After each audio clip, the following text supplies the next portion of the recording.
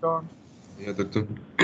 Buenos días, vamos a ver ahorita, creo que ya estamos la mayoría. Ya vamos a descargar la lista, creo que la lista la vamos a ir descargando a media clase y al final vamos a ver cuántos quedan participando. Lo que vamos a ver ahora, ya para los temas del segundo parcial, es lo que corresponde a los conectores menores. Vamos a continuar viendo las partes del removible. Por definición, ¿qué van a hacer los conectores menores?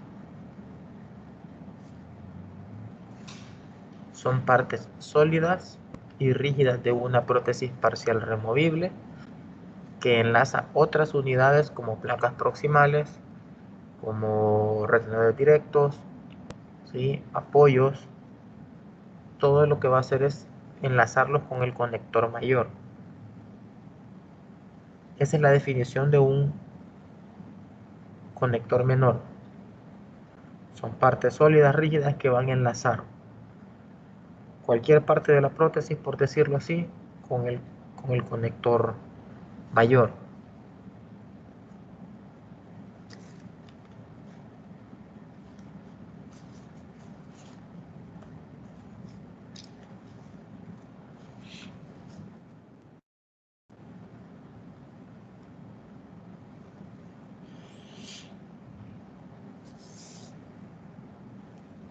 No pusiste a grabar. Ya estoy viendo, que no me había olvidado. Entonces, les decía que enlazaban al conector mayor, ya sea placas proximales, retenedores directos, va a enlazar apoyos cuando son retenedores indirectos, enlaza bases de acrílico, todo al conector mayor. ¿Cuáles van a ser las funciones?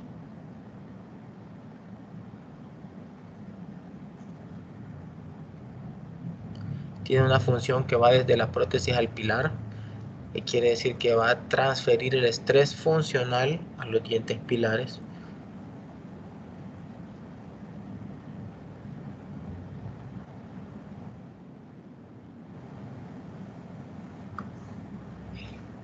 ¿Sí? Entonces, vamos a tener en cuanto a la función de prótesis a pilar, es transferir el estrés funcional a los dientes pilares generados, obviamente, por la masticación en la base de la prótesis. Permítame, quiero ver algo. En las dentomucosoportadas, las fuerzas oclusales aplicadas a los dientes artificiales se transmiten por medio de la base a los tejidos de soporte, y las fuerzas aplicadas a los dientes artificiales próximas a un pilar se transmiten a través del apoyo oclusal. En las dentomucosoportadas funciona un poco diferente. Hay una mejor distribución de las fuerzas debido a que van a distribuir esas fuerzas sobre los rebordes, no solo sobre los pilares. Entonces, las fuerzas oclusales van a ser transmitidas por medio de la base a los tejidos de soporte. Y las fuerzas que se aplican a los dientes artificiales se transmiten hacia el pilar a través de un apoyo oclusal.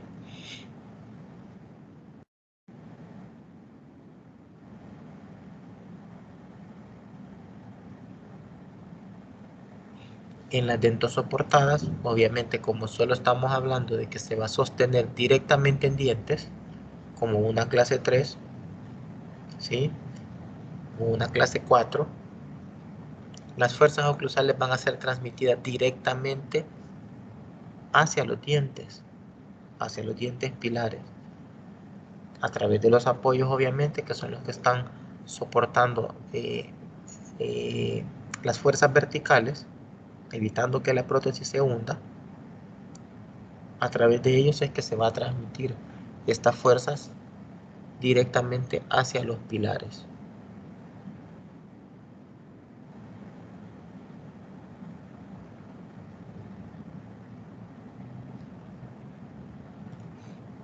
Y en cuanto a la función del pilar a la prótesis, la función anterior era una función prótesis pilar. En este cambio es En este caso, perdón, es al revés, es de pilar hacia la prótesis.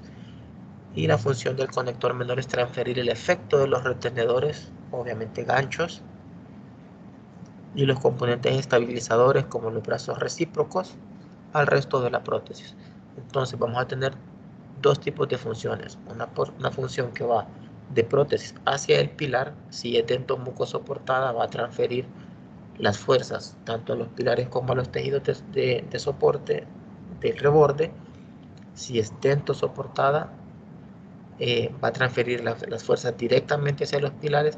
Y si la función es de pilar a prótesis, es transferir las fuerzas que genera el retenedor directo, las fuerzas que genera los componentes estabilizadores, distribuirlas hacia el resto de la prótesis. Tenemos que son funciones recíprocas, ¿sí? Tanto de la prótesis hacia el pilar como del pilar hacia la prótesis. Todo eso mediado por los conectores menores. Entonces la función del conector menor es esas fuerzas. No sé si me comprendieron esa parte.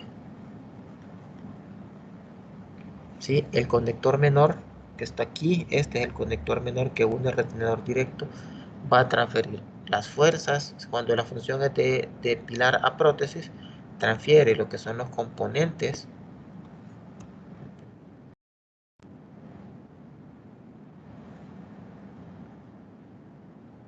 Okay. Cuando son de pilar a prótesis, transmite la fuerza generada por el retenedor directo, los componentes recíprocos hacia, ¿sí?, el resto de la prótesis. Y cuando es la función es de prótesis a pilar, va a transferir las fuerzas hacia los pilares generadas por las bases protésicas, por los efectos de la masticación, ¿sí? Todo va a ser transferido a través del apoyo. No sé si me entendieron hasta ahí, antes de que veamos los tipos de conectores menores.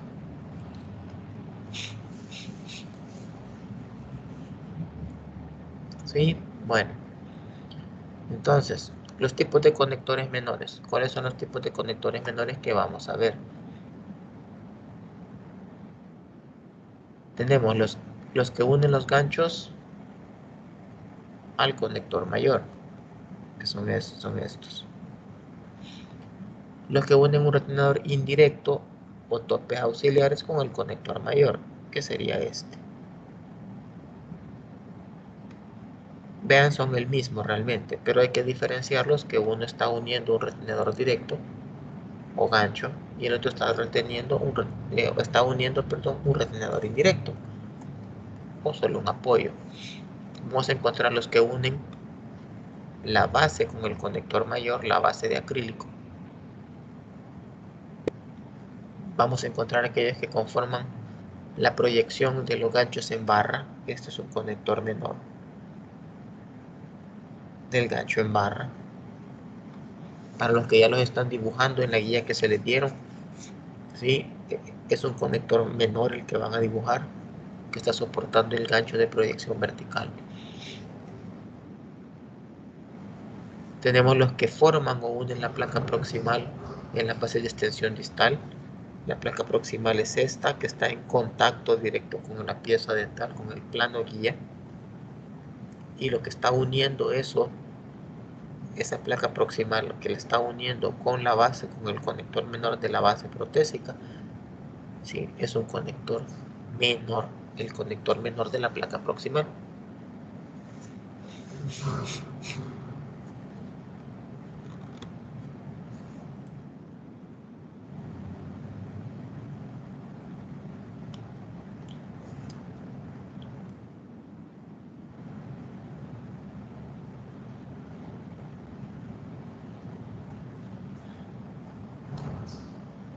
Vamos a ver las placas proximales.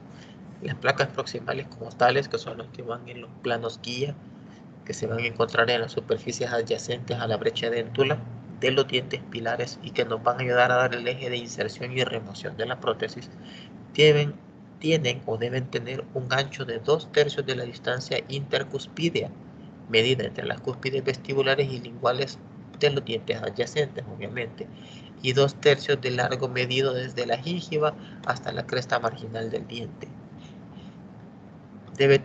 prácticamente es un cuadrado que debe tener 2/3 de ancho bucolingual y 2/3 del ancho cérvico-oclusal.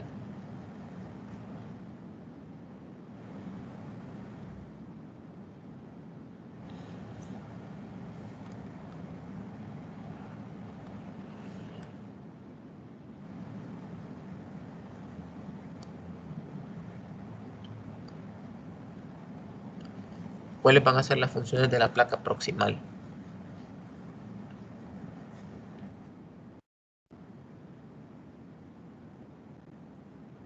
Tiene 4 funciones principales. 1. Conservar la integridad del área mediante la acción del refuerzo posterior. ¿Sí? 2. Proteger contra los impactos de alimentos. Obviamente la placa proximal debe estar en contacto íntimo con el diente y eso evita que los alimentos ingresen en esa zona y le vayan a causar un impacto al paciente. 3. Previene la salud del tejido blando en la unión del diente y el tejido, eliminando los vacíos. Lo que yo les mencionaba, queda en íntimo contacto, por lo que impide que esos alimentos entren. Al evitar que los alimentos entren y haya impactación alimenticia, obviamente va a hacer que la salud periodontal se mantenga en perfecto estado. ¿Sí? Al eliminar esos vacíos, eliminar el impacto, prevenimos que la salud del periodonto se deteriore. Y vamos a prevenir a que no haya una recesión o hipertrofia del tejido. El tejido puede reaccionar de dos maneras en esta parte, en cualquier removible. O produce recesiones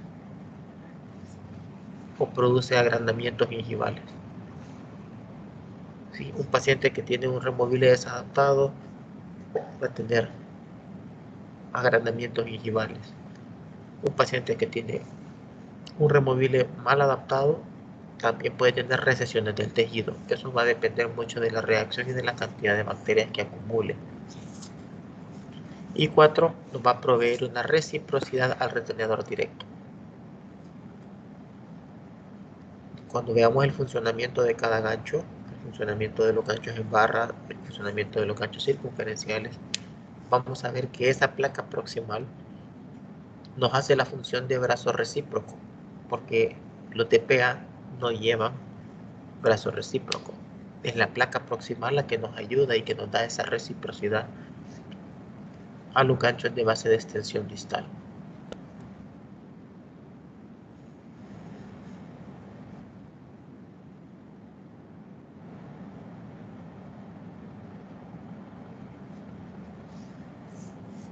¿Qué forma van a tener los conectores menores que van a estar uniendo estos componentes, tanto retenedores directos como apoyos, como bases, bases de acrílico? Uno, debe tener un volumen suficiente para ser rígidos. ¿De cuánto es ese volumen? Más o menos 2 milímetros. Todos los metales de aleación funcionan mejor a 2 milímetros o un poquito más. Menos de eso no tienen el volumen suficiente y se fracturarían. El volumen debe ser lo más inobjetable posible. Quiere decir que el paciente no lo debe percibir. 3, debe estar situado en una tronera. Eso es para que la lengua la lengua no detecte que tiene una prótesis o un metal en las arcadas dentales, sino que va a pasar la lengua el paciente y como va a estar ubicado entre una tronera, entonces la lengua no va a tener esa percepción.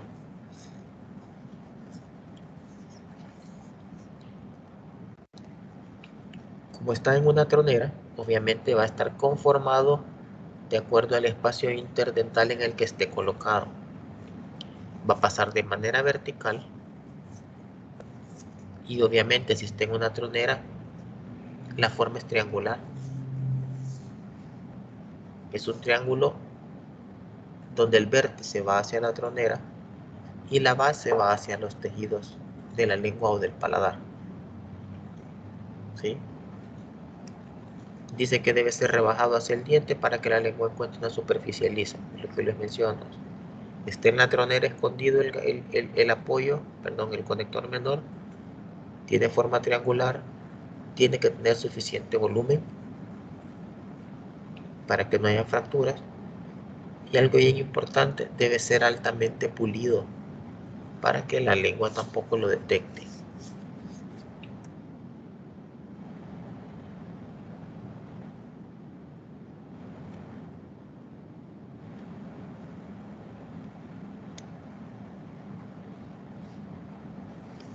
Eso es lo que yo les mencionaba, debe estar en una tronera.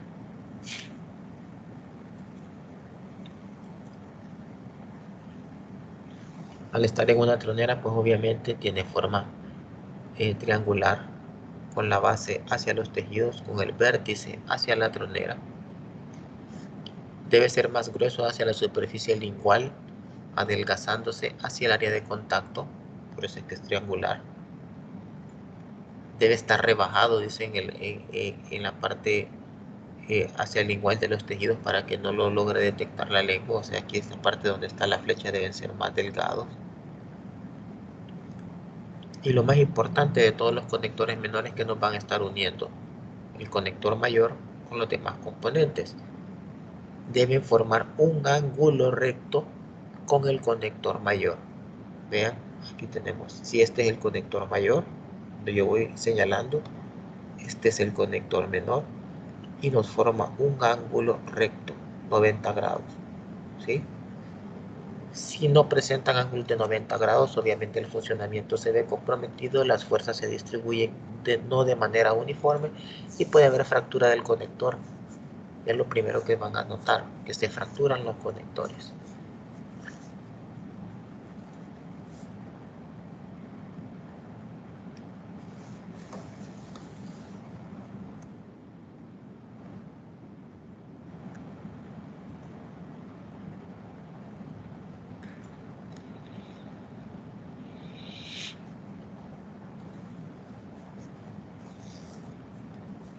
La unión de un conector menor mandibular con el conector mayor debe ser en yuxtaposición, sin volumen apreciable. Aquí donde se ve la línea, yuxtaposición quiere decir que deben estar unidos íntimamente en una sola línea. Aquí, al estar en yuxtaposición, uno de las dos superficies va a ser más elevada, ¿sí? ¿Eso con qué objetivo? Para que cuando se una con el acrílico de la base no presente una grada perceptible a la lengua. Entonces tiene que ser de esta manera la unión. Los ángulos formados por estas juntas del conector no deben ser mayores de 90 grados. Aquí está. Hay un conector menor aquí con el conector mayor y tenemos una yuxtaposición no mayor de 90 grados. Uno es más elevado que el otro. Obviamente el más elevado en este caso es el conector mayor. Esta parte del conector menor es más baja, por decirlo así, porque aquí va a estar soportando el volumen del acrílico de la base.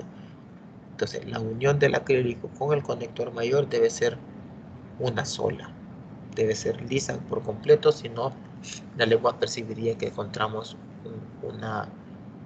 un área de estorbo, ¿sí? Un área elevada y el paciente referiría molestias.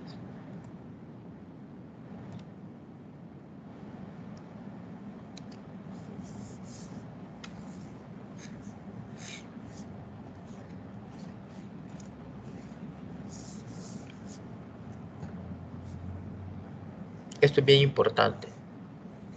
Los conectores menores de la base de extensión distal mandibulares deben extenderse 2/3 de la longitud del reborde. Déjenme ver si tengo algo, si creo que tengo fotos.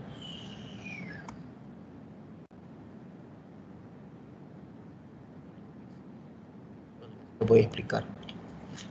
El conector menor de la base de extensión distal no debe ser más allá de 2/3 de la longitud del reborde. ¿Por qué? Uno, porque hay que darle espacio al acrílico. Dos, si ustedes hacen un recorte del acrílico, en ningún momento van a tocar el metal. Si descubren el metal, porque el metal estaba demasiado largo, el conector menor de la base de extensión distal hicieron muy largo, más de 2/3, lo pueden exponer al momento de recortarlo y ajustar la base. Si eso sucede, lo que va a pasar es que van a tener una exposición del metal y una molestia para el paciente. La unión entre los conectores mayores palatinos y el conector menor debe situarse a 2 milímetros hacia mesial de una línea imaginaria que contacta con las superficies linguales de los dientes posteriores faltantes. Si aquí pasan los dientes faltantes, 2 milímetros para acá debe estar la unión del conector mayor con la base.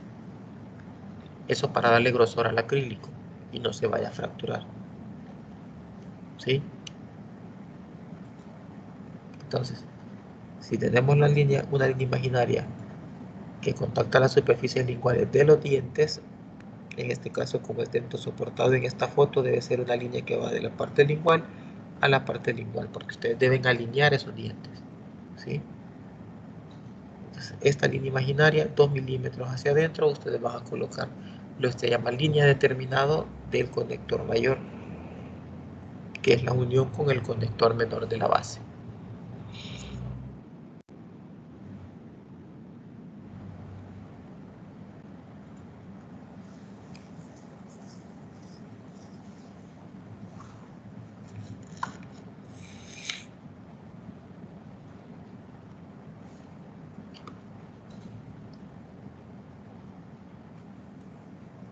Si un diente artificial contacta con un conector menor proximal, que sería esto, el mayor volumen del conector menor debe hallarse hacia la cara lingual del diente. O sea, cuando se está confeccionando, cuando se están encerando este tipo de prótesis, el mayor volumen de este conector menor se va a dejar hacia el lingual. ¿Para qué? Para no comprometer la estética del diente de acrílico cuando lo estén colocando. Si el mayor volumen estuviera hacia vestibular, no le podrían colocar la pieza artificial. Tendrían que hacerle un desgaste a la pieza artificial para que la pieza quede, pero no se va a ver estético. Entonces, cualquier diente artificial que contacte con un conector menor de una placa proximal, el volumen de ese conector menor, el mayor volumen debe ser hacia el lingual o hacia un sitio no visible para no comprometer la estética de los dientes artificiales. Vean esta parte aquí donde se coloca el diente artificial, el mayor volumen debe ser hacia el lingual.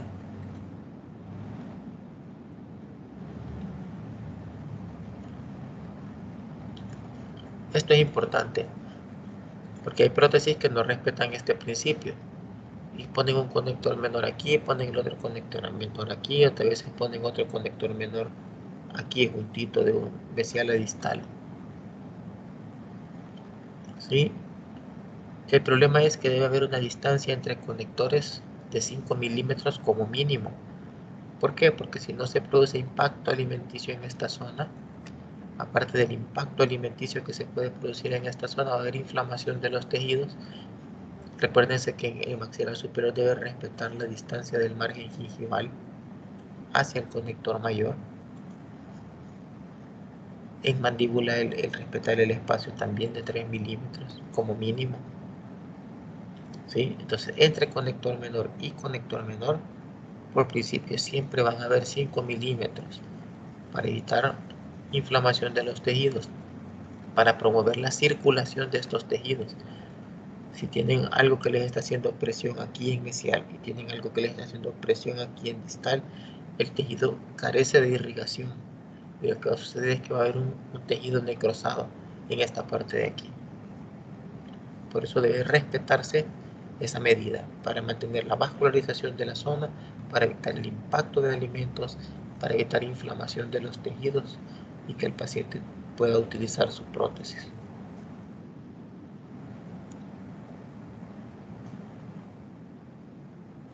En cuanto a los conectores menores para la base acrílica, Estos conectores van a formar una estructura de volumen metálico que se fijan y se unen al armazón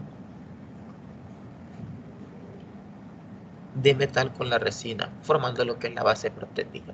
Si les preguntan qué tipo de base van a utilizar, en este caso es una base mixta, metal acrílico, donde lleva una parte acrílica, que es el color rosado que el paciente se ve, donde están montados los dientes artificiales que ustedes previamente alinearon y probaron en cera, ¿no? Y vamos a tener lo que es la parte del conector menor de la base, que siempre está, como ven aquí, uniendo con el conector mayor, y va a soportar lo que es la base protésica. Aquí podemos ver lo que les mencionaba en la base de extensión distal. Vean, el reborde es todo esto hasta aquí. La base protésica de acrílico va a llegar hasta aquí. El conector menor de la base no debe ocupar más de 2/3 de largo. Miren, 1/3, 2/3.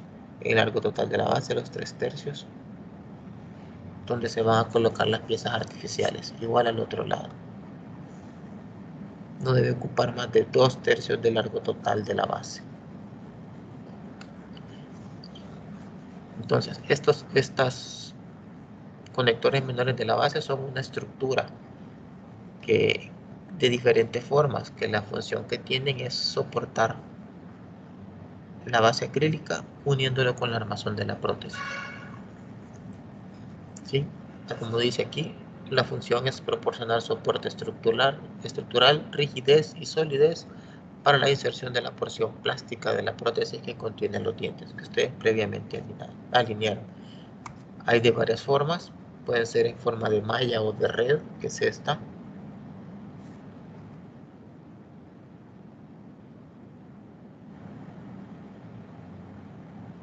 Puede ser un enrejado abierto. También en algunos libros lo van a buscar o lo van a encontrar como en escalería, como en escalera, ¿sí? Normalmente nosotros lo conocemos como enrejado abierto.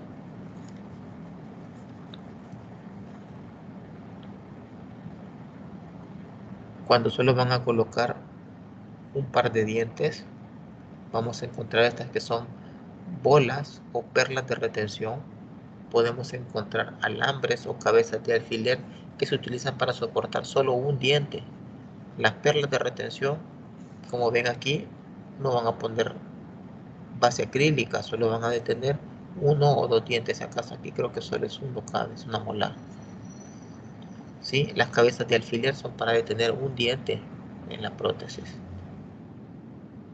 De estas creo que no tengo fotos, pero deben tener presente que los conectores para, para base o para, o para los dientes de la prótesis podemos encontrar en malla, en enrejado abierto, podemos encontrar perlas de retención o bolas de retención, en alambres y en cabezas de alfiler. Más de esos no van a encontrar, no hay otra.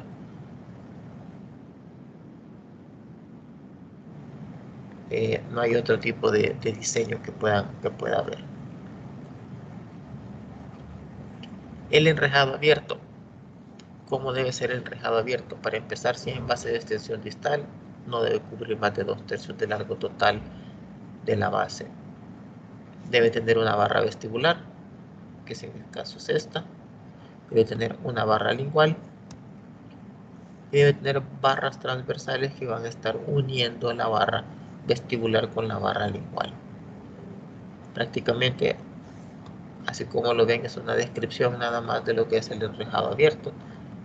Una barra vestibular, una barra lingual y está unido por múltiples barras transversales. Eso con el fin de soportar y detener lo que es la resina acrílica que contiene los dientes que ustedes van a colocar en su prótesis removible.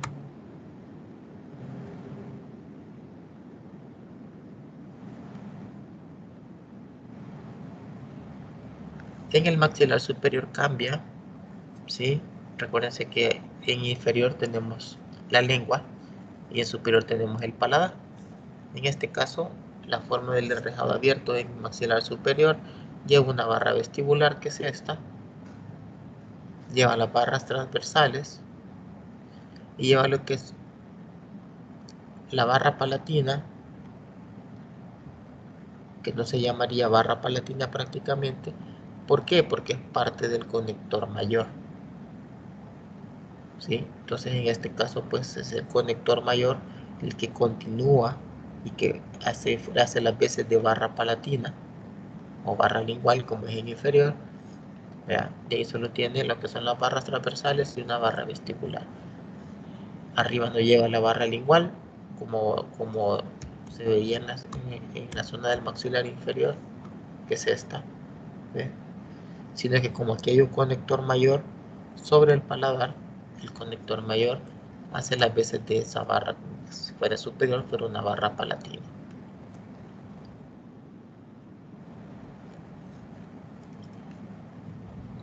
Eso es importante que ustedes los conozcan para elaborar un enrejado abierto. Durante el proceso de laboratorio se hace lo que se llama aliviado del modelo. Consiste en colocarle una cera calibrada de 2 milímetros al reborde, luego duplicar el reborde y volver a hacerlo en yeso.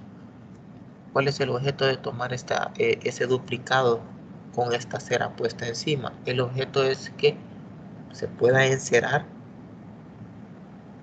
o colocar la cera del conector menor en forma de rejilla o de enrejado abierto, se pueda encerar sobre un modelo que previamente ya está lidiado con 2 milímetros de espacio. Esos 2 milímetros, ¿de qué les van a servir? Esos 2 milímetros sirven para que cuando coloquen el acrílico quede el acrílico en contacto con las superficies del tejido del paciente y no del metal. No sé si me entienden. Si ustedes no alivian aquí, no le ponen un espaciador, por decirlo así, el metal va a estar en contacto siempre con el reborde. Pero nosotros no queremos que el metal esté en contacto con el reborde, sino que queremos que el acrílico esté en contacto con el reborde. Entonces se hace este alivio. Pero cuando se hace el alivio se hacen ciertos topes en metal que sí van a contactar el tejido y eso se llaman topes quísticos.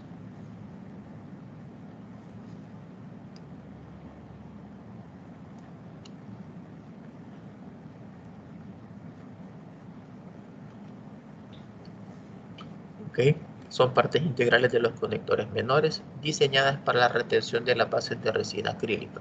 Deben ocupar las vertientes vestibulares y linguales del reborde residual o aliviar con cera 2 milímetros cuadrados en la parte posterior del enrejado abierto mandibular. Aquí, como lo vemos aquí, tenemos un alivio de esa cera que nosotros colocamos de más o menos 2 milímetros cuadrados.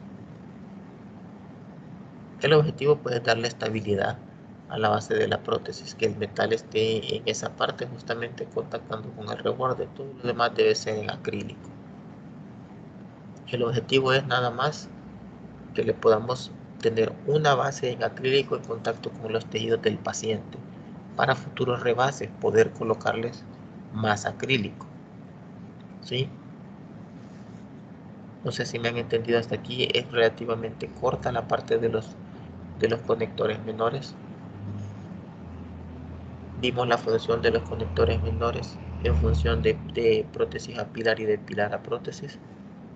Vimos los tipos, vimos las formas que debía tener el conector menor, cómo se elabora, que debe ser, debe estar en la tronera, debe tener una forma triangular con un vértice hacia la tronera o el punto de contacto.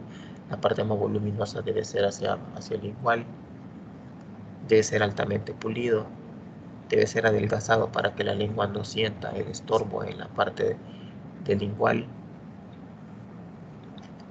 Lo más importante, debe estar en ángulo de 90 grados con el conector mayor siempre. ¿Ya? Vimos todas las características que debe cumplir ese conector menor y vimos los diferentes tipos de conectores menores. Sobre todo las diferencias en conectores menores hay para las bases, ¿no? Porque si un conector menor de una placa proximal debe ser el mismo, vimos que debía estar más grueso hacia el lingual ese tipo de conectores. Si es un conector menor para un apoyo de un brazo de retador indirecto, pues sigue siendo igual, de misma forma. Si es para un gancho o un retenedor directo, pues tiene la misma forma que hemos visto. Solo para las bases de resina acrílica, que pueden ser en malla, pueden ser en enrejado abierto o en escalera, puede ser rejilla. Si son para colocar dientes individuales directamente a la base metálica, pueden ser perlas de retención, pueden ser alambres o pueden ser cabezas de alfiler que van a soportar un diente único que se retiene obviamente con acrílico. Y todas las bases de extensión distal deben ocupar no más de 2/3 del largo total de la base y se le deben confeccionar lo que se conoce como topes ísticos, que son los únicos que deben estar en contacto con el tejido. Lo demás debe ser en acrílico para poder ser rebasado en un futuro. ¿Preguntas?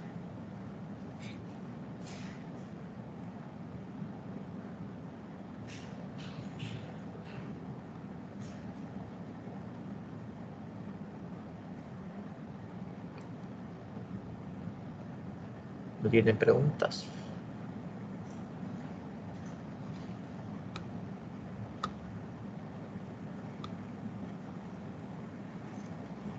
Bueno, si no tienen preguntas, permítanme un segundito nada más, porque nos faltan todavía 2 temas. Ya lo vamos a ver. Son temas cortos.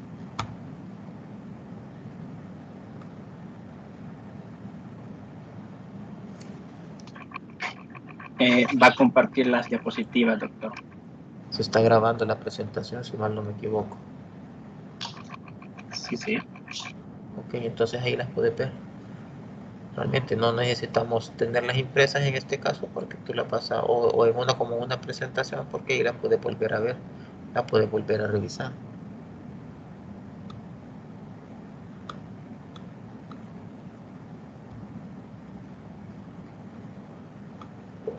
Ya descargué la lista de asistencia, solo tenemos 82 participantes, nos faltan más de 10, 14 faltan.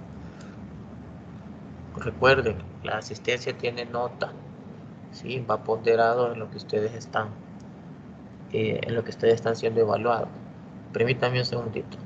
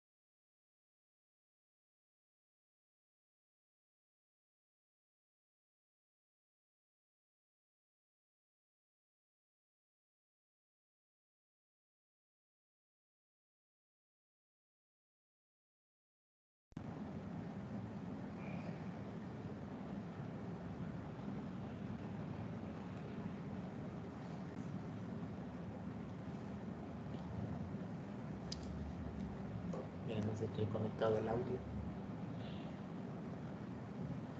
Sí.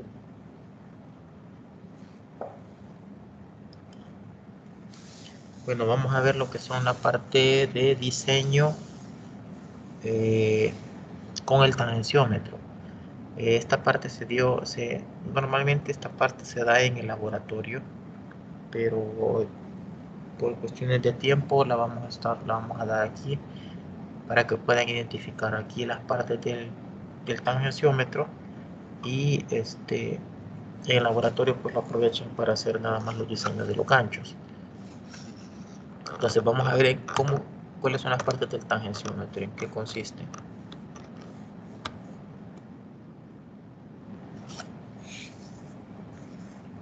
Así como ven en la foto, así lo van a ver aquí en el laboratorio. Eso es un tangenciómetro o paralelizador, ¿sí?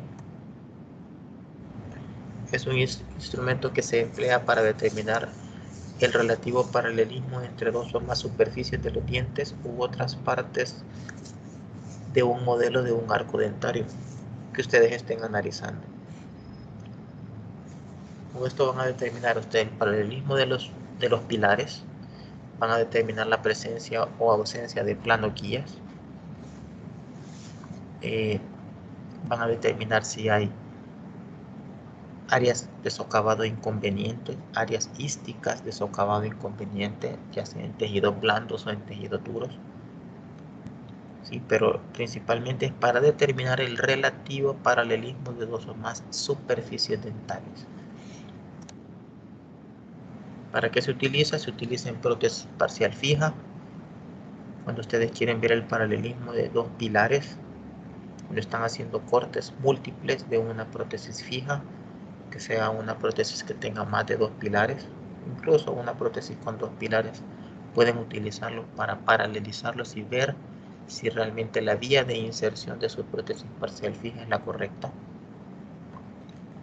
Obviamente lo van a utilizar en prótesis removible, que es el diseño principal por el cual se realizó este tipo de instrumento, y lo pueden utilizar en prótesis completas solo para determinar la presencia o no de socavados que interfieren con la inserción y remoción de la prótesis completa. Hay compañeros de ustedes que creo que en el primer laboratorio ya recibieron esto, pero aquí vamos a reforzarlo y aclarar dudas por si no terminaron de copiar.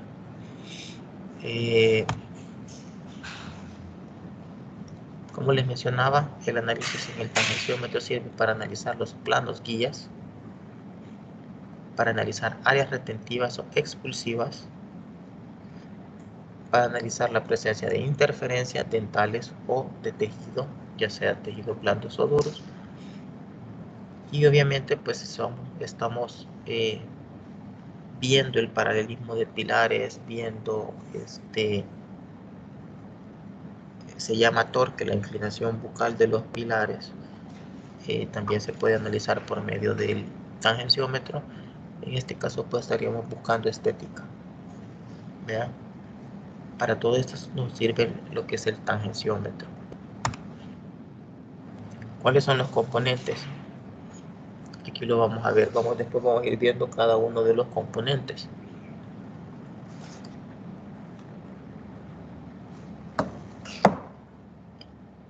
Tenemos lo que es la plataforma horizontal, que en este caso es esta parte de aquí. Está marcado con la letra A. Tenemos lo que es la aguja vertical, que es esta parte. Está marcado con la letra B. Tenemos un mandril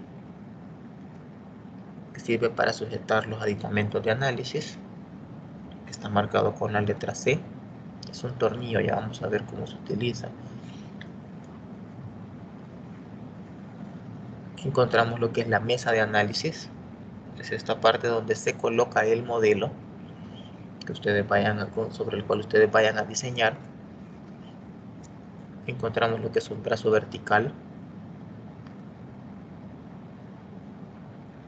que es bastante voluminoso, es la que prácticamente la mayor parte de la plataforma horizontal son la mayor parte del tangenciómetro. Ahí vamos a ver que se une lo que se conoce como brazo horizontal, marcado con la letra G. Tenemos en la letra H un tornillo que va en la parte superior, que ustedes quitan el tornillo como que es una tapadera, y ahí adentro hay un compartimiento donde se colocan los aditamentos de análisis, Y en la parte inferior vamos a encontrar lo que es, con la letra I, vamos a encontrar lo que es el porta aditamentos. Obviamente los aditamentos aquí no están marcados, pero ya los vamos a ver.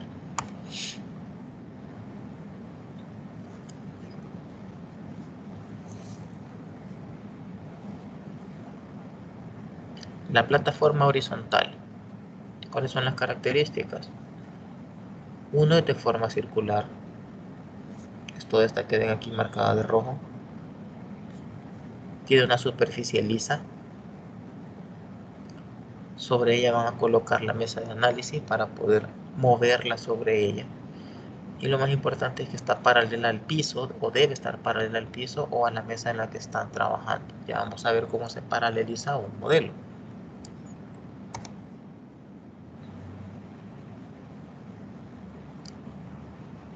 Tenemos lo que es el brazo vertical. Como su nombre lo dice, emerge verticalmente de la plataforma horizontal. En su base presenta lo que se llama el portaaditamentos, que son pequeños agujeros donde van metidos los aditamentos, y en su parte superior presenta lo que es el portaaditamentos, donde se coloca, no es el tornillo donde se colocan los aditamentos.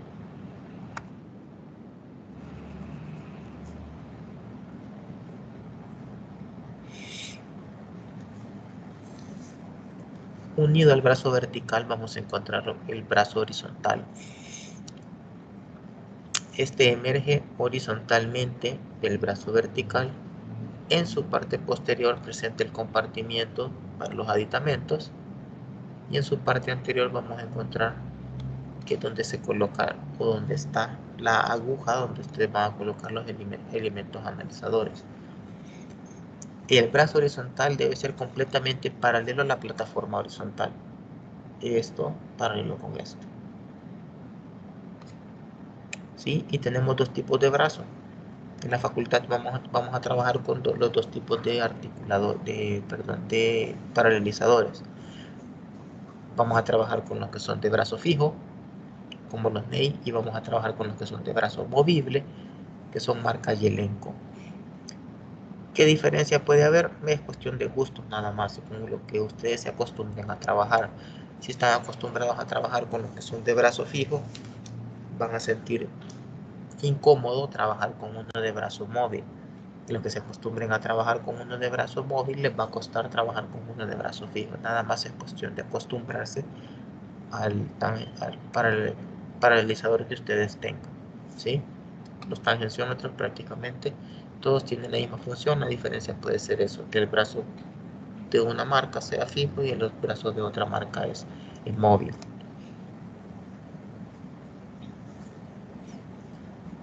Todos tienen esta porción, es el portaaditamentos. Se va a ubicar en el extremo inferior del brazo vertical.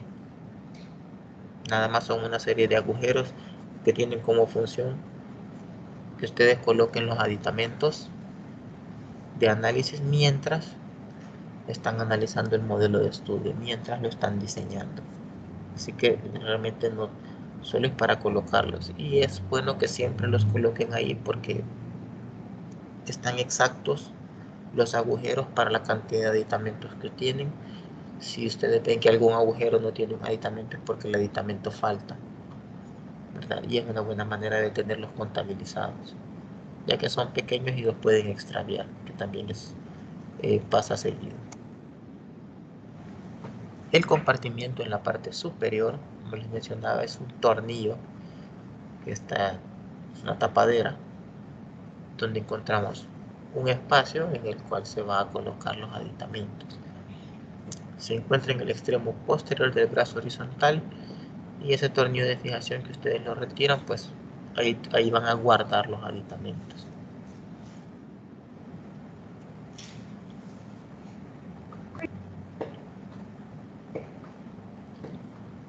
Tenemos lo que se llama aguja vertical.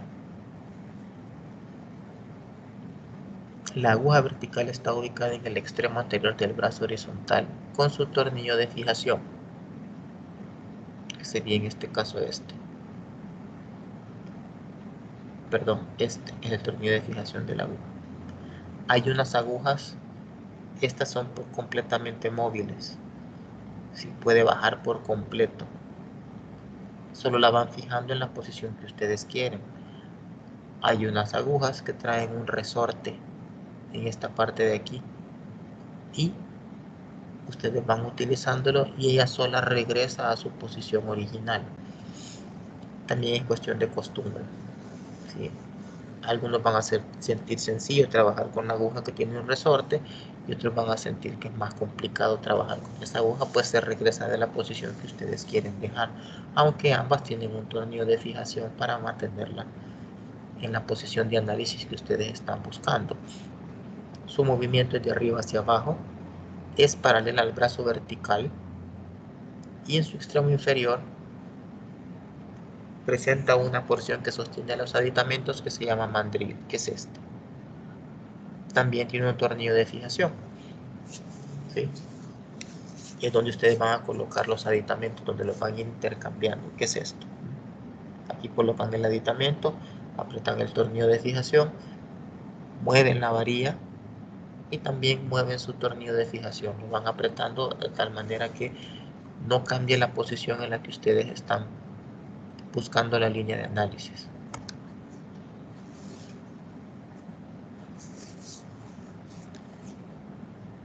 Lo que les mencionaba, se colocan los aditamentos de análisis en el mandril, que es la porción del tangenciómetro que se ubica en el extremo inferior de la aguja. Presenta un tornillo de fijación, como les mencionaba, y su función es sostener los diferentes tipos de aditamentos. Mediante ustedes tengan fijo el aditamento de análisis, no debe cambiar su posición, pues si cambia su posición, ustedes pierden lo que están analizando. Entonces, por eso, ustedes colocan el aditamento y atornillan este tornillo de fijación de tal manera que no se les mueva mientras analizan. Tienen especial cuidado cuando ustedes estén recortando cera, porque si se mueve y recortan mal la cera, van a dejar mal lo que son los planos guía. ¿Cuáles son los aditamentos de análisis? Tenemos 4 tipos de aditamentos. Tenemos la varilla vertical, que es esta, con la letra A, sirve para determinar los planos guía en las superficies proximales adyacentes a la brecha de ángulo. Encontramos lo que es una varilla delgada, acanalada, es un canal, que es un portagrafito. Tiene como objetivo soportar un grafito o mina de lápiz. Sí, la mina de lápiz, bueno, venden los grafitos ya listos. Vean, lo más seguro es que se les va a pedir un grafito. Se coloca en esta parte para que el grafito, por ser muy frágil, no se fracture. ¿Sí? En esta varilla metálica acanalada que es el portagrafito. Tenemos la cuchilla recortadora de cera, que es esta. Tiene una parte completamente plana. Los dos extremos no son afilados, pero sí son extremos cortantes, con el suficiente filo como para recortar cera. Y tenemos como cuarto aditamento los medidores de socavado, que son 3.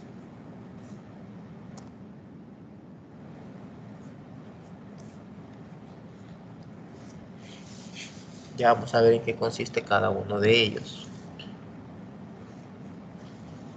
La varilla analizadora. Este aditamento tiene como función encontrar el paralelismo relativo entre las superficies proximales de las piezas pilares, lo que yo les mencionaba. Tiene como función determinar los planos guía. Los planos guía, ¿para qué nos van a servir? Los planos guía son los que nos determinan el eje de inserción y remoción de la prótesis. Si la prótesis, como vamos a ver ya cuando estemos diseñando, puede tener un eje antero-posterior o postero-anterior de inserción, ¿sí? Normalmente el eje de inserción es antero-posterior o perpendicular al eje. pero tenemos que determinarlo encontrando los planos guía con este tipo de varilla, con la varilla analizadora. 2. Sirve para determinar las áreas de socavado ístico o áreas de prominencia óseas en piezas pilares que podrían interferir con la colocación del aparato o con la inserción y remoción de la prótesis. Aparte de encontrar los planos guía, nos va a determinar o podemos utilizarla para determinar si hay alguna prominencia de hueso que nos interfiera con la inserción y remoción de la prótesis o una prominencia de tejido que también nos interfiera. Tenemos lo que es el grafito y el portagrafito, lo que les mencionaba. El portagrafito es una varilla canalada que tiene como objeto nada más detener el grafito con el que ustedes van a determinar o van a delinear la mayor convexidad de la pieza pilar o el área de mayor contorno de la pieza pilar. ¿Sí? Una vez ustedes determinan esa área de mayor contorno, a partir de ahí, una vez que la hayan pintado con ese grafito, ustedes pueden determinar lo que son las áreas de socavado útil. ¿Con qué los van a determinar las áreas de socavado útil? Con los medidores de socavado. Tenemos 3 tipos de medidores de socavado. Ya vamos a ver para qué sirve cada uno.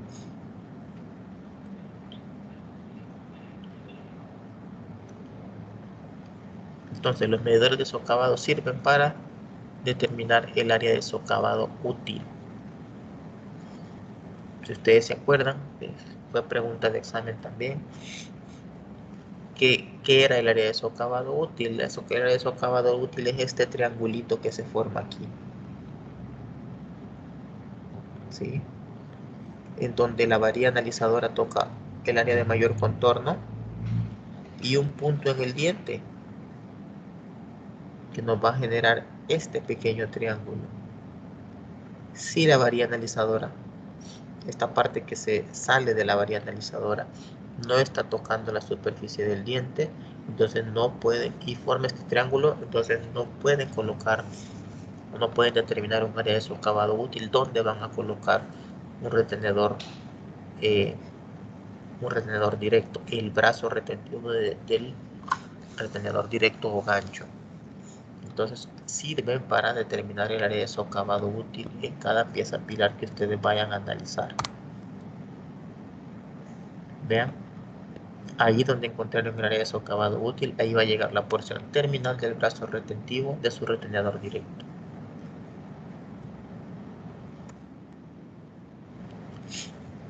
Tenemos de 3 tipos de medidores de socavado. Tenemos medidores de socavado de 0.03 pulgadas o 0.75 milímetros cuando se utilizaban aleaciones de hierro.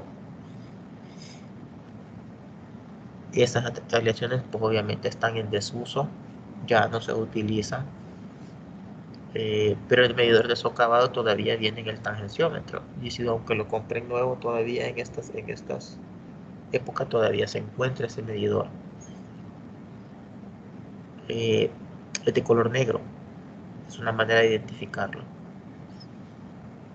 Mide 0.03 de pulgada, obviamente es más grande, necesito un área de socavado más grande. ¿Por qué? Porque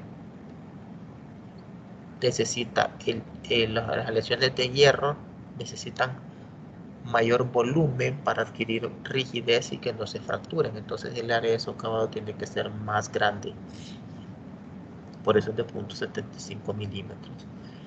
Vamos a encontrar el de oro para aleaciones ricas en oro o aleaciones nobles. Este 0.02 de pulgada equivale a 0.50 milímetros. Esto se lo voy a preguntar en el examen, los medidores de socavado. ¿Sí? Es de color dorado o color bronce, identificando generalmente el tipo de aleación en la que van a trabajar, ¿verdad? Aleaciones de oro todavía se hacen, no en nuestro país, porque en nuestro país obviamente el oro es carísimo, no viene el oro para aleación, ¿verdad? Entonces en otros países todavía de Latinoamérica sí sé que se trabaja con aleaciones de oro, pero siempre deben tenerlo en cuenta. Mide 0.02 de pulgada la parte que se sale del medidor de socavado, donde van a encontrar el socavado útil, y es de color bronce o color dorado. Y el de 0.01 de pulgada o 0.25 milímetros es el de cromo cobalto. Este es el que van a utilizar. Las aleaciones de cromo cobalto son las que más se utilizan para ser removibles, ¿sí? También se conoce como metal remanio, cromo cobalto para removible. Mide 0.01 pulgadas, lo que sobresale de la barra, de la varilla de análisis, y es de color plateado, como la aleación que van a trabajar.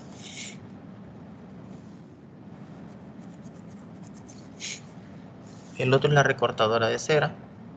Como ya les había mencionado, tiene como función recortar los patrones de cera que ustedes estén diseñando cuando van a hacer coronas analizadas o coronas tangenciadas en aquellos casos de que no haya áreas de socavado útil. Cuando no se encuentra esa área de socavado útil, pues de alguna manera hay que resolverlo. Si el diente no tiene área de socavado útil, podemos pensar en hacer un desgaste selectivo para crear el área de socavado útil. Si no se puede hacer un desgaste selectivo porque le va a dar sensibilidad a su paciente, se puede pensar en hacer un tipo de corona tangenciada, corona analizada, donde ustedes puedan colocar el área de socavado en el área más ideal, por decirlo así, más adecuada, donde ustedes la quieren, y se hace generalmente, se talla sobre los patrones de cera antes de transformarla en una corona metálica o en una corona que lleve porcelana. Encontramos lo que es como parte del tangenciómetro la mesa de análisis. Sobre ella van a colocar y sostener el modelo de estudio, el modelo definitivo que van a analizar. Se coloca sobre la plataforma horizontal del tangenciómetro. Sobre ella la van a deslizar mientras van analizando el diseño con las varillas analizadoras, obviamente. Tiene 3 partes la mesa de análisis. Tiene una base, un pivote y un tornillo de fijación del pivote. La porción en que está en contacto con la plataforma horizontal y permite el deslizamiento sobre esta se conoce como base. La porción esférica o de articulación de la mesa que permite moverla en cualquier sentido, ¿sí?, es lo que se conoce como pivote. Una vez ustedes mueven este pivote y encuentran la posición correcta donde va a estar el área de socavado correcto, pues se fija el modelo por medio del tornillo de fijación de pivote que sostiene con firmeza la angulación que ustedes hayan determinado que les es conveniente durante el análisis. Aquí lo pueden ver. Esta es la mesa de diseño, ¿sí? Encontramos lo que es el pivote, que es una esfera. Encontramos lo que es la base. Encontramos el tornillo de fijación del pivote para que no se mueva. Y tenemos lo que esto que se llama portamodelo. El portamodelo tiene una pinza anterior y tiene 2 pinzas posteriores. Tenemos el tornillo de fijación de las pinzas que abren o cierran estas pinzas dependiendo del tamaño del modelo, ¿sí?, a fin de que quede inmovilizado en 3 puntos, uno con la pinza anterior y 2 puntos posteriores, como obviamente con las pinzas posteriores. Importante, siempre que vayan a colocar modelos de diseño sobre el portamodelos, el modelo debe estar completamente recortado. La parte del modelo, la base, debe ser plana. Y por eso es que generalmente cuando a ustedes les dieron materiales dentales, les dijeron cómo debían recortar los modelos, ¿sí?, la forma que tenía para el maxilar superior y la forma que tenía para el maxilar inferior. En este caso, ese recorte es bien importante porque Dependiendo de ese recorte, así se sostiene el modelo. Sirve para sostener los modelos. ¿Ya? Entonces deben considerar eso, que el modelo vaya bien recortado para que lo puedan analizar convenientemente.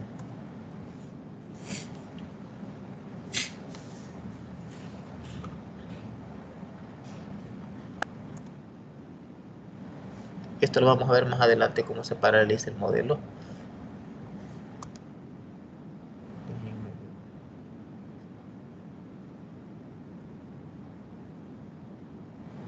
Ok. ¿Cómo van a paralelizar el modelo sobre la mesa de diseño? Ustedes colocan el modelo en el portamodelos de la mesa de diseño, lo fijan, ¿sí? Aflojan el tornillo de fijación del pivote, le colocan una tarjeta de crédito, un DUI o algo que sea completamente plano, que nos sirva, ¿sí? La colocan sobre las superficies de los dientes del modelo. No se vaya a colocar la tarjeta sobre dientes y reborde, porque entonces no les va a funcionar. Debe ser sobre las superficies de los dientes del modelo. Si solo tiene 3 dientes es más difícil. Si solo tiene un par de dientes adelante y un par de dientes atrás, puede hacer que la tarjeta no les quede tan estable. Pero deben paralelizar las superficies dentales, el plano de oclusión, no los rebordes. Entonces esta tarjeta la deben colocar y sostener sobre superficies dentales. Luego, ¿qué van a hacer? Van a ir moviendo el pivote del portamodelos de tal manera de que les quede un espacio mínimo en contacto con la varilla analizadora en todos los puntos de la tarjeta. Una vez sea esto, apretan el tornillo de fijación del pivote y ustedes ya saben que su modelo está paralelo al plano de la mesa o al plano de piso, ¿sí? Es el primer paso para analizar un modelo, paralelizarlo. Una vez paralelo, todo su trabajo de aquí en adelante les va a salir bien. Tiene que quedar a la misma altura todo.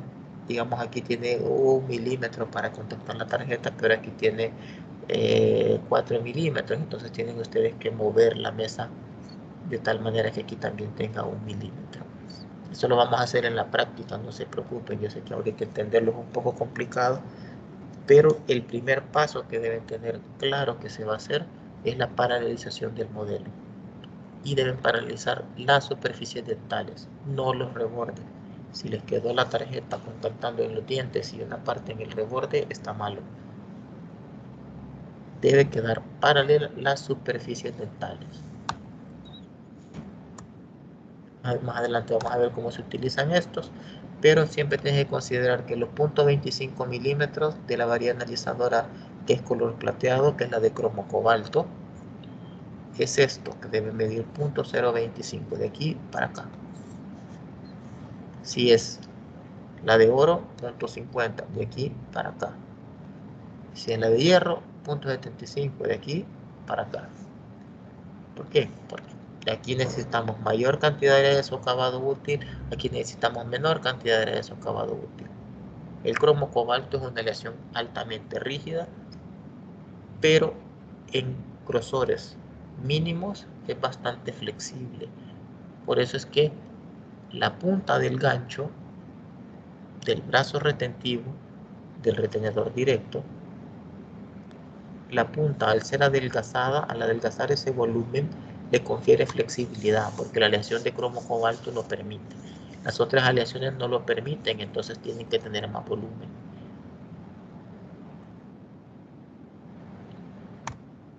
Okay. Esas son las partes del tangenciómetro. Eso normalmente lo vemos en la parte del laboratorio, pero para que empleen el tiempo haciendo diseño de ganchos, vamos a obviar esta parte en los siguientes laboratorios porque se les está dando aquí. Además, nos va a servir a nosotros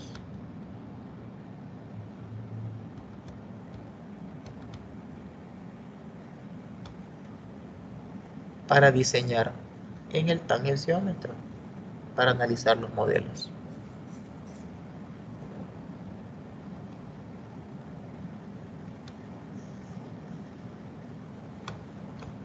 Solo permítanme otro segundito.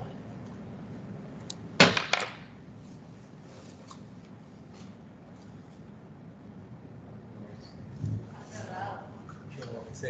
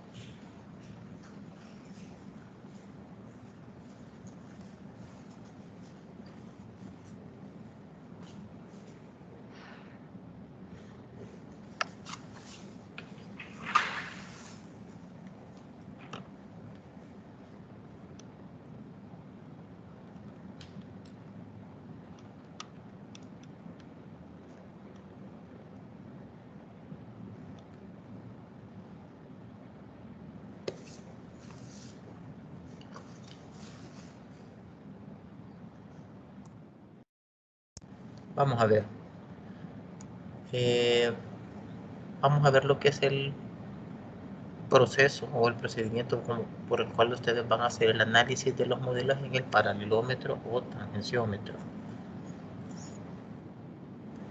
Vamos a ver una serie de pasos en los que ustedes van a, o se va a resumir prácticamente lo que ustedes van a hacer durante este análisis. ¿Cuál es el procedimiento de análisis? 1. Colocación del modelo de estudio en la mesa analizadora de tal forma que el plano oclusal sea paralelo a la plataforma horizontal para que la trayectoria de inserción y remoción sea perpendicular al plano oclusal. Al mismo tiempo, colocar la varilla analizadora en el mandril. Vamos viendo. ¿Sí? Vamos a paralelizar el modelo. ¿Cómo se paraleliza? Poniendo una tarjeta, una tarjeta de crédito, un DUI, algo que sea completamente plano, rígido, que ustedes puedan colocarlo sobre la superficie oclusal de los dientes, nunca sobre el reborde. Luego empezamos a girarlo.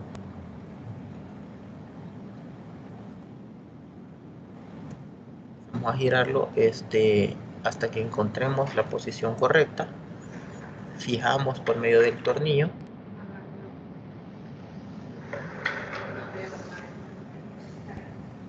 Tú no ves la imagen. ¿Ah? Pregunta, ¿todos ven la imagen? Me dice la doctora Blanca que ya no le aparece, no sé. No, doctor, no, yo. No. ¿Y qué es lo que ven ahorita? Nada, ahorita no hay nada. Vemos a todos los compañeros ahí las fotos. Pero nadie había dicho nada, ¿verdad? Espérense, pues. ¿Por qué razón no lo vemos? Eso quiere decir que están bien atentos, ¿verdad?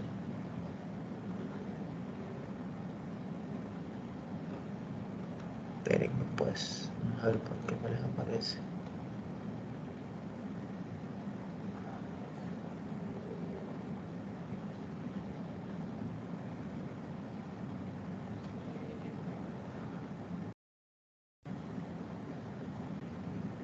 ¿Hoy sí les aparece? Sí, doctor. Hoy sí, ok. No se han perdido de nada, solo que ya estábamos hablando de lo mismo que terminamos el tema anterior, ¿sí? De lo que es las partes del tangentiómetro, pero se lo repito. Procedimiento para el análisis, pues el primer paso es la colocación del modelo de estudio sobre la mesa analizadora, de tal forma que el plano oclusal sea paralelo a la plataforma horizontal, para que la trayectoria de inserción y remoción de la prótesis sea perpendicular al plano de oclusión, ¿sí? Al mismo tiempo, van a colocar la varilla analizadora en el mandril. Como les mencionaba, colocan una tarjeta plana sobre la superficie oclusal, paralelizan esta superficie de los dientes a la mesa donde están trabajando, ¿sí? Fijan este modelo por medio del término de fijación del pivote y a partir de ahí comenzamos a trabajar. ¿Cuál es el objetivo? El objetivo de paralelizar el modelo es determinar la vía de inserción óptima que elimine o minimice las interferencias durante la colocación y la remoción de la prótesis. Por tanto, la vía de inserción que va a ser es la dirección que sigue la restauración o prótesis desde contacto inicial de sus partes rígidas con los dientes de soporte hasta la posición de descanso con los apoyos en sus lechos y la base de la dentadura en contacto con la mucosa. Eso es vía de inserción de la prótesis removible, claro. Vía de remoción es exactamente la contraria. Es la dirección que sigue la prótesis desde su posición de descanso terminal hasta el último contacto de sus partes rígidas con los dientes de soporte. Ustedes van a paralelizar el modelo para determinar lo que es la vía de inserción. Si ustedes en ningún momento mueven la mesa, siempre queda paralelo después de haber diseñado o después de haber encontrado los planos guías, obviamente la vía de inserción es perpendicular al plano. Si ustedes tienen que mover esta mesa para encontrar los planos guía, vamos a ver aquí en esta parte qué es lo que vamos a colocar. La posición perpendicular al plano oclusal del modelo se le conoce como trayectoria de inserción, con 0 grados de inclinación, y es la más favorable para que el paciente se coloque o se quite la prótesis. ¿Sí? Entonces, si ustedes no movieron el modelo en ningún momento, pues la vía de inserción va a ser perpendicular al plano. Si ustedes, para determinar la posición de los planos guía, tuvieron que mover el modelo, eso sí grábenselo, el modelo cuando están buscando los planos guía solo lo pueden mover en sentido antero-posterior, o sea, hacia adelante y hacia atrás, para determinar los planos guía. Si el modelo se movió anterior al plano oclusal,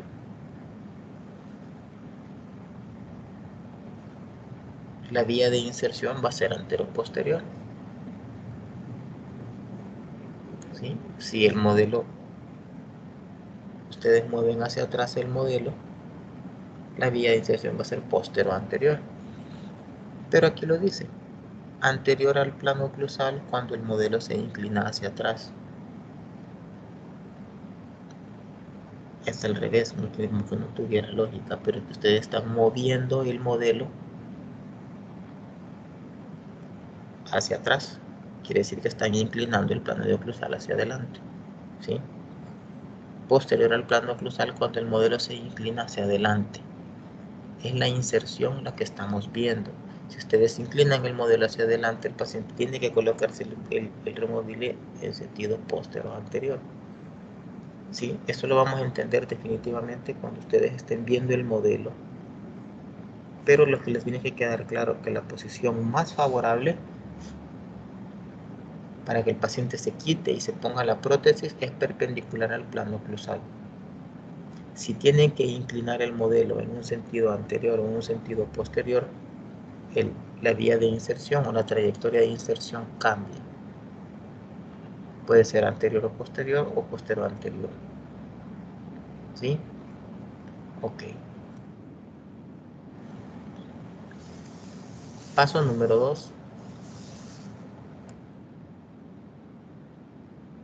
Fijan, el paso 1 es colocar el modelo. Determinar los planos guías. ¿Cómo van a determinar los planos guías? Se va a determinar el paralelismo entre las superficies proximales de los dientes para que puedan operar como planos guías, la trayectoria de inserción con grado 0 o inclinación del modelo hacia atrás o hacia adelante. ¿Ok? Los planos guías los van a encontrar ustedes adyacentes a la brecha dentura. El plano guía es donde va a estar contactando la placa proximal. Les mencioné que la placa proximal tiene 2/3 del ancho bucolingual y 2/3 del ancho cérvico-oclusal. Entonces, por lógica, si ese tamaño tiene la placa proximal, ese tamaño va a tener el plano guía. Y sobre eso se va a insertar. Entonces, paso 2 siempre va a ser determinar los planos guías con la varilla analizadora. ¿Cómo se van a ubicar los planos guías? Bueno, colocando la varilla analizadora en contacto con el tercio medio vertical de la superficie proximal del diente. De esta manera, miren.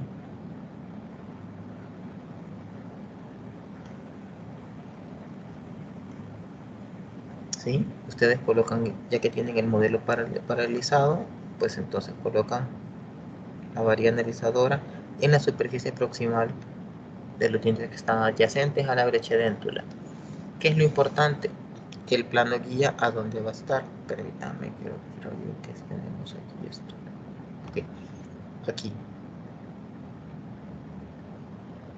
¿Sí? Aquí colocan la varilla analizadora en las superficies proximales de las piezas de los pilares que están adyacentes a la brecha dentura. ¿A dónde se encuentra? Debe encontrarse el plano guía. Dice que se encuentra 2/3 ocluso incisales, ocluso gingivales, ¿sí? Y en sentido bucolingual, pues son otros 2/3. Siempre que ustedes coloquen la varilla analizadora, les va a quedar este triángulo aquí abajo, ¿sí? Ese triángulo, obviamente, aquí no deben ser tan grandes, deben ser así. Debe ser un plano. Aquí prácticamente sería un punto, como lo marca la flecha. Debe ser un plano así. Y abajo les debe quedar este triángulo. ¿Por qué les debe quedar ese triángulo? Porque si ustedes ese triángulo lo rellenan con metal, el modelo puede hacer que le salga la estructura metálica, pero en boca no le va a salir. Miren, no puede entrar una superficie con esta retención en esta parte cervical, y si logra entrar, pues no la van a poder retirar y les va a tocar despedazar el removible para poder sacarlo sin dañar al paciente. Entonces el plano guía, como su nombre lo dice, es un plano, no un punto. Está en las superficies proximales de los dientes pilares adyacentes a la brecha dentura. Vean, siempre debe formar este triángulo. ¿Qué se hace en el laboratorio? El laboratorio alivia con cera esta parte de manera que le quede recto, para que el metal no estorbe una vez que se haya hecho el colado. ¿Ah? Si aquí tienen una retención, si aquí tienen un aparato así como este que se les va a meter en la parte proximal, en gingival, pues obviamente no les va a entrar. Mecánicamente no les va a entrar. No sé si me entienden esta parte. Por eso es que el plano guía dice que debe ser 2/3 en sentido gingivo-oclusal, pero los 2/3 comienzan aquí, tercio medio. El tercio gingival siempre debe quedar libre en todos los sentidos. Estamos.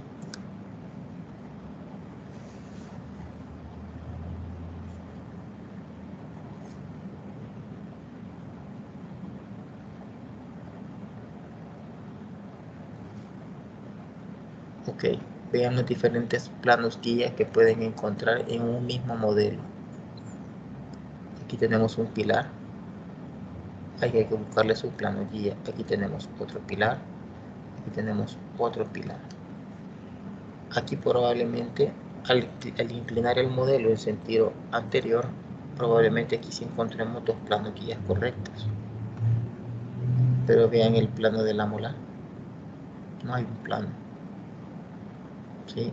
El triángulo es demasiado grande. Es un punto.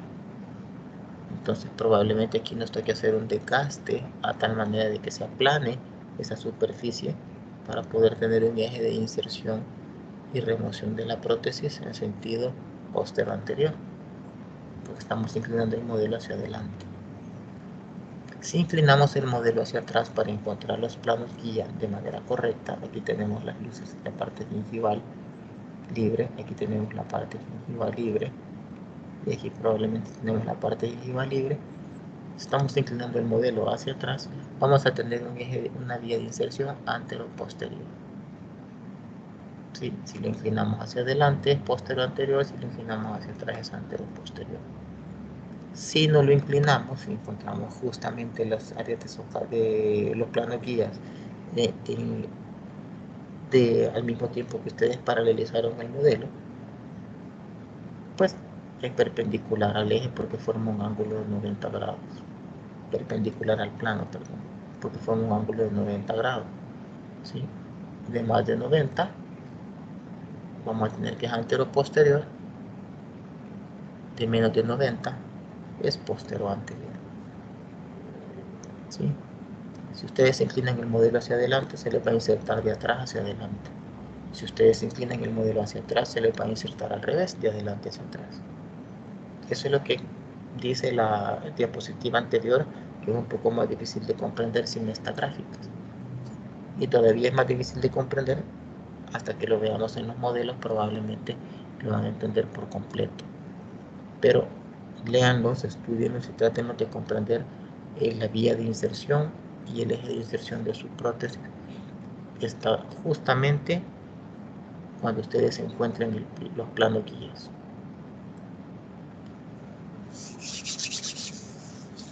¿Ok?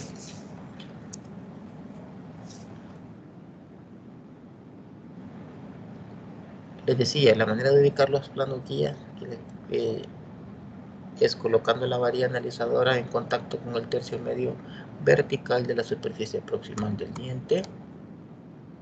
2. Observando cuando la varilla analizadora contacte con el tercio medio o en la unión del tercio medio y oclusal, lo que les he estado diciendo, debe contactar tercio medio y oclusal, son 2/3 lo que implica, ¿sí? ¿Y en qué casos no va a existir un plano guía?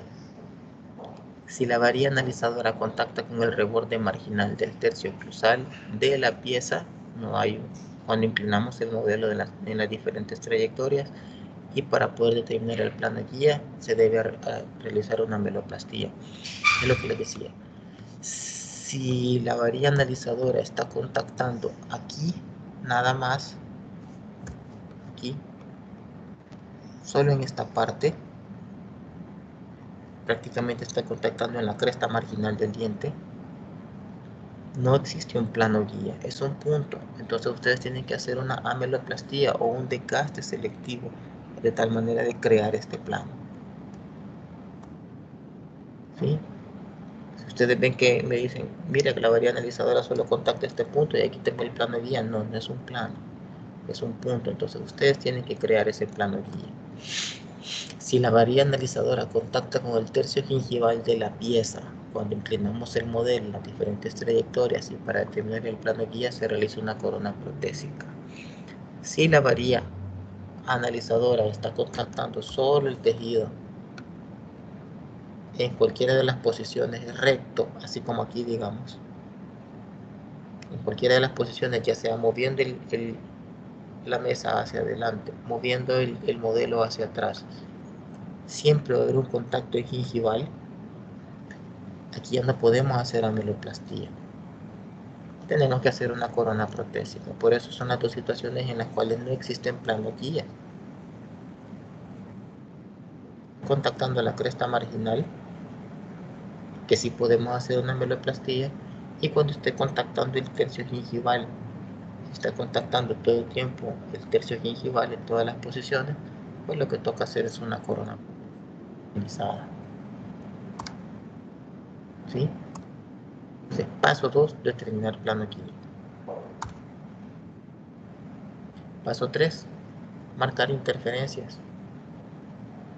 Se usa la varilla analizadora para determinar las prominencias óseas que interfieren con el conector mayor o brazo del gancho, depresiones óseas que interfieren en el asentamiento de la base protésica, dientes pilares, ángulos mesiales o distales que estén interfiriendo con los brazos del gancho, superficies proximales de los dientes que estén interfiriendo con los conectores menores, ¿sí? Líneas de análisis para establecer áreas retentivas. Si las líneas de análisis son muy altas, si queda el ecuador protésico que está pintando con el grafito les queda muy alto, en ese caso también vamos a hacer una ameloplastía o un desgaste selectivo.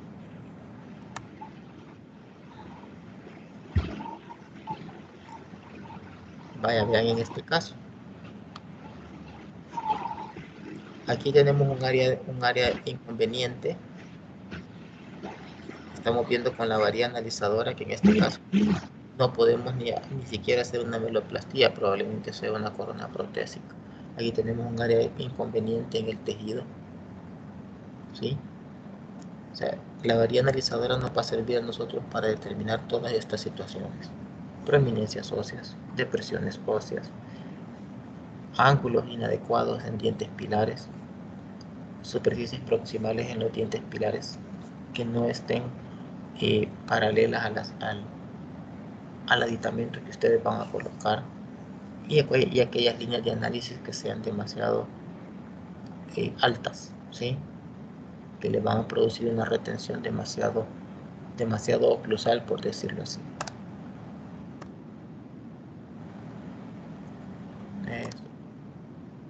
4. El cuarto paso para su diseño de prótesis es determinar la altura de contorno. Para determinar la altura de contorno utilizamos el grafito y el portagrafito. Yo les mencioné que el portagrafito era una varilla que tenía un canal donde se iba a colocar el grafito, porque el grafito de por sí es bastante débil y si ustedes lo colocan solo se quiebra. Entonces necesitan el portagrafito. Se utiliza para delinear el área de mayor contorno. ¿Cómo van a hacer ustedes? Fijan el portagrafito con el grafito en la aguja del tangenciómetro y lo que van a mover es la mesa de diseño, rodeando el diente de tal manera que se marque el ecuador protésico o el área de mayor prominencia del diente.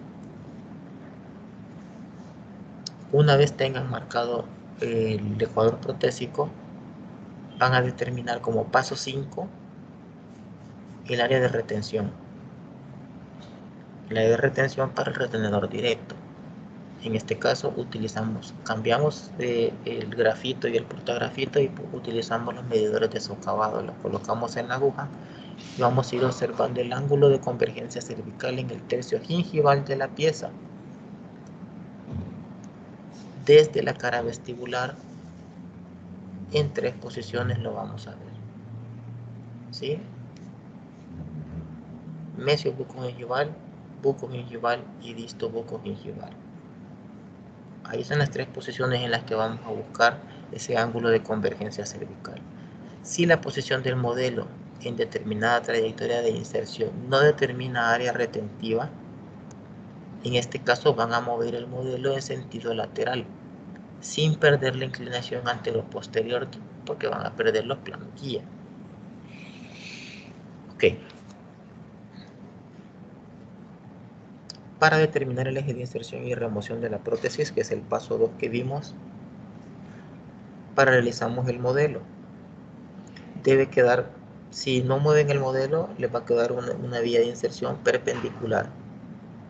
Si mueven el modelo, les va a quedar en sentido antero-posterior o postero-anterior. Van a mover el modelo hacia adelante y hacia atrás para determinar los planos guía. Y luego lo fijan. Ok.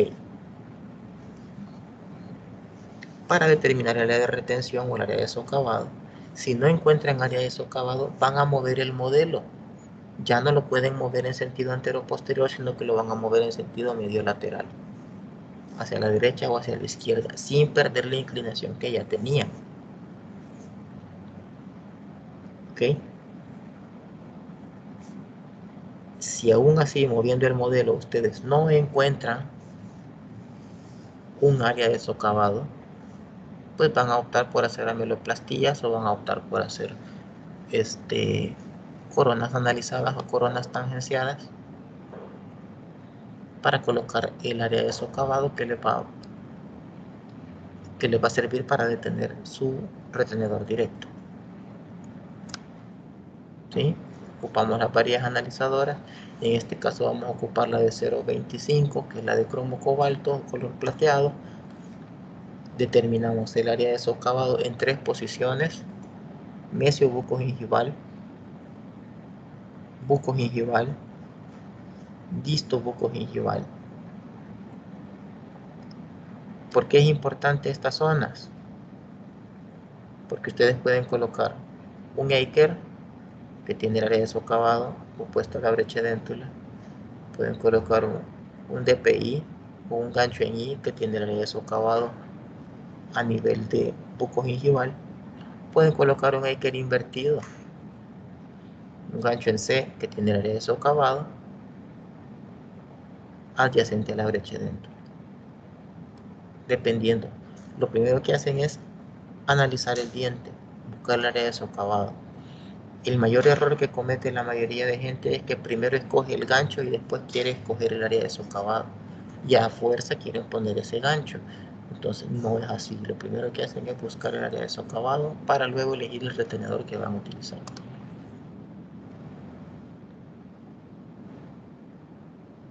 Permítame.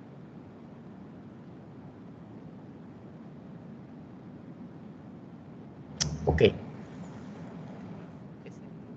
5. Determinar áreas de retención. Una vez que determinaron las áreas de retención, ustedes escogen el retenedor directo. Si ya escogieron los retenedores directos, como siguiente paso, ustedes tienen que unir los componentes de un lado de la prótesis con los componentes del otro lado de la prótesis, los componentes de ganchos que encontraron en ambas arcadas. Y lo van a hacer por medio del conector mayor. Una vez que ya tienen el conector mayor, ustedes van a determinar la línea de fulcro. Si ya tienen la línea de fulcro y saben a dónde pasa, van a determinar lo que es la retención indirecta. Ven cómo todo va tomando forma. ¿Sí? Una vez tengan la retención indirecta, ¿qué les queda? Ponerle el conector menor de la base y la base de acrílico. Y listo, tienen su diseño. Estamos.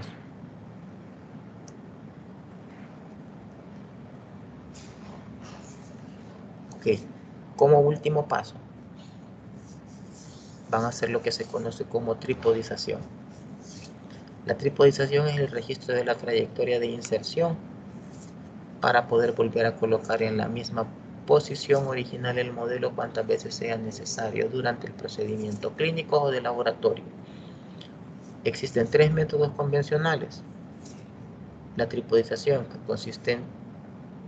consiste en 3 marcas distantes entre sí, una anterior y 2 posteriores, en áreas anatómicas del modelo, usando un marcador de grafito, teniendo la aguja vertical en posición fija. O sea, van a tripodizar sobre el modelo con un punto anterior y 2 puntos posteriores, en áreas que no interfieran con el diseño que ustedes están realizando. Deben marcar la tripodización con un círculo de color rojo y una línea horizontal de 4 a 5 milímetros de largo en los puntos seleccionados para que sea fácil verlos, para que no se pierdan. ¿Sí? Un punto anterior, 2 puntos posteriores. Otra manera es marcando 3 líneas verticales en las paredes laterales y posteriores de la base del modelo. Eso casi no se hace. 3 por medio de un pin cementado en lingual o palatino de la base del modelo, el cual quede en línea con la trayectoria de inserción. Eso tampoco casi no se hace. Es más fácil utilizar la tripodización primera, ¿sí? Donde ustedes marcan 3 puntos, uno anterior y 2 posteriores. ¿Sí?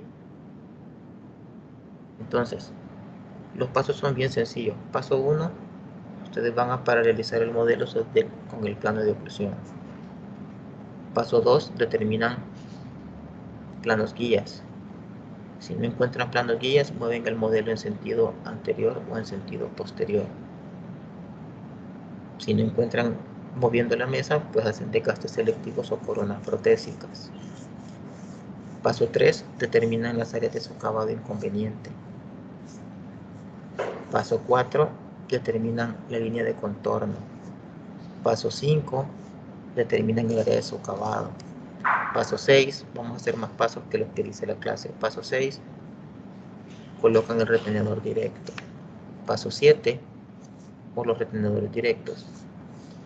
Paso 7, unen los componentes de un lado con los del otro por medio de su conector mayor.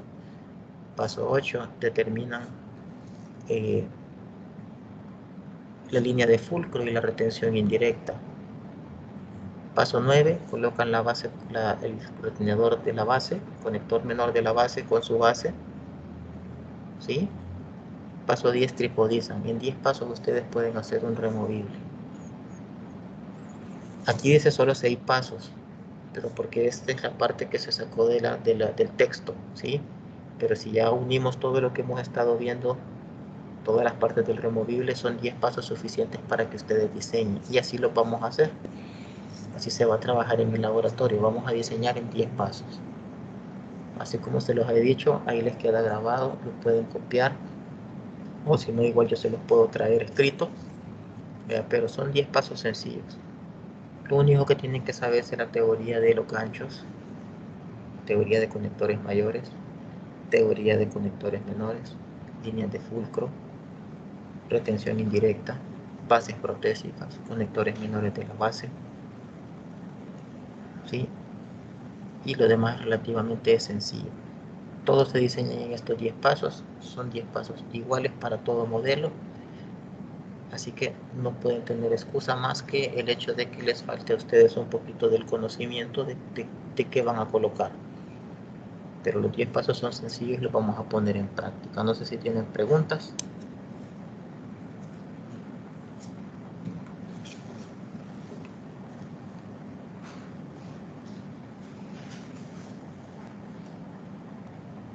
O todo se entendió o no se entendió nada.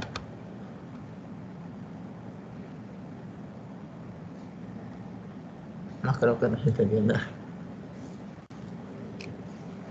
Bueno, si no tienen preguntas, nos vemos con el segundo grupo el día martes en el laboratorio. Lean la parte del tangenciómetro que prácticamente solo van a venir a hacer lo que son el diseño de los ganchos, el dibujo de los ganchos.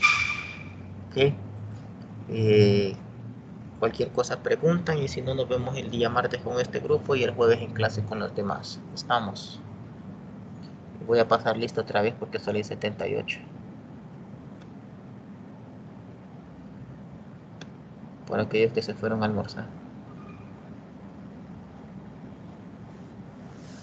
Ok. Si no tienen preguntas, que estén bien y nos vemos el día jueves con todos y el martes con el segundo grupo. Pasen buen día. Adiós, Doc. Nos vemos. Gracias, doctor. Bueno.